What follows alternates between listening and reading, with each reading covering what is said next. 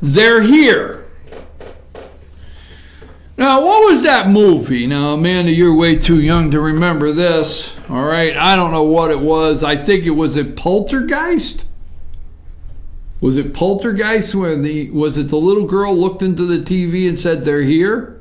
I don't remember. But you remember there was that line somewhere in a movie. They're here. They're here, folks. What? It was? Yep, you're right. Okay. Do they hear you say I'm right? Yep. On the record. I could probably just end the show right there being right. Poltergeist, they're here. Thank you. That being said, you paid for their schooling. You sent them to school. You got them dressed, the American people. The village that raised these illegals. You got them dressed in the morning. You bought them breakfast because God knows we got to feed the kids breakfast at school. You bought them lunch. You bought them textbooks. You paid for their health care. You got their immunizations. You paid for them. You have an investment like you would not believe in these people. Billions, not millions. They're here. They are here. They are in your school. They are in your grocery store. They are in the businesses that you shop at. They're here. They are your customers that spend money in your business. They are here. See, I don't want anybody to accuse me in any way of being liberal, soft-hearted on this issue in any way.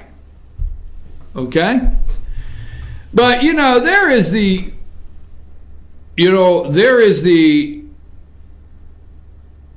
staying, an extended stay. You go on vacation, you just like it so much you ask to stay 2 more days. Folks, they stayed 18. They stayed 20 years. They stayed 30. They're here.